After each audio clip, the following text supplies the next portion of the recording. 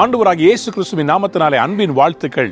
இன்றைய ரேமா வார்த்தை ஏசாயா தீர்க்கதரிசன புஸ்தகம் 46 அதிகாரம் 4 உங்கள் முதிர் வயது வரைக்கும் நான் அப்படி செய்து வந்தேன், இனி மட்டும் நான் உங்களை தாங்குவேன். நான் அப்படி செய்து வந்தேன், இனிமேலும் நான் ஏந்துவேன். நான் சுமப்பேன், நான் தப்புவிப்பேன். இனிமேலும் நான் ஏந்துவேன், நான் சுமப்பேன், நான் தப்புவிப்பேன். சின்ன வயசுல எனக்கு பின்னாடி இருக்கிற இந்த அருமையான மாட்டு வண்டியில தான் நான் ஊருக்கு போன போது, இந்த தஞ்சாவூருக்கு போகும்போது அந்த ஸ்டேஷன்ல இருந்து எங்களை கூட்டி கொண்டு போக இந்த மாட்டு வண்டி வந்துச்சு. எனக்கு சிரிப்பா இருந்துச்சு. சென்னையிலேருந்து போயிட்டு இங்கே ஆட்டோவில் போயிட்டு அங்கே போனால் மாட்டு வண்டியா? ஆனால் அந்த மாட்டு வண்டியில் போகிற ஒரு சந்தோஷம் பார்த்துக்கோங்க. அன்பான தேவனுடைய பிள்ளைகளே, அந்த மாடு பார்க்கும்போது எனக்கு கொஞ்சம் கஷ்டமாக இருந்துச்சு. என்னடா அந்த மாடு இவ்வளோ கஷ்டப்பட்டு அதை இழுக்குதே.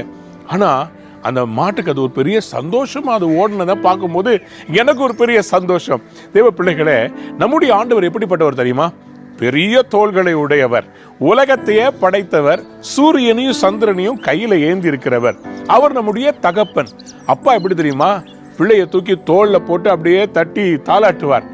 என்னுடைய மகள் சிறியவளா இருக்கும்போது செரிய என்னுடைய தோல்ல போட்டுட்டு நான் அப்படியே விட்டுருவேன். அப்படியே ஒரு என்ன சொல்றதுங்க, அப்படியே என்னை கட்டி பிடிச்சுக்குவேன், என்னுடைய கழுத்தை பிடிச்சுக்குவா, நான் கையை எடுத்துருவேன். அவருடைய சுமக்கும் போது ஒரு தனி சந்தோஷங்க. அது ஒரு சுமை இல்லை, அது ஒரு சந்தோஷம். ஆண்டவர் இன்னைக்கு உங்களை பார்த்து சொல்றாரு, நான் உன்னை சுமையா பார்க்கல, நான் உன்னை சந்தோஷமா பார்க்கிறேன். என் தோல்ல உன்னை நான் சுமக்க போறேன். உன்னுடைய பிரச்சனைகளை சுமக்க போறேன். உன்னுடைய தேவைகளை சந்திக்க போறேன். நீங்க ஆண்டவருடைய தோளுக்கு பக்கத்துல இருக்கிறீங்க. ஆண்டவர் உங்களை கைவிடவே மாட்டார். இன்றைக்கும் அவருடைய பராமரிப்புல தான் இருக்கிறீங்க. தோல்ல இருக்கிறீங்கன்னு என்ன தெரியுமா அர்த்தம்? சிலுவை சுமந்த அதே தோள்கள்ல உங்களை வச்சிருக்கிறாருங்க. உங்களுக்காக தான் சிலுவையை சுமந்தாருங்க. உங்களுக்காக தான் பாடுகளை சகித்தார். அதற்காகத்தான் இன்னைக்கு உங்களை பார்த்து சொல்றாரு, உனக்காக சிலுவையவே தூக்குனனே, என் ஜீவனையே கொடுத்தனே, உன்னுடைய பிரச்சனையை நான் சுமக்க மாட்டேனா?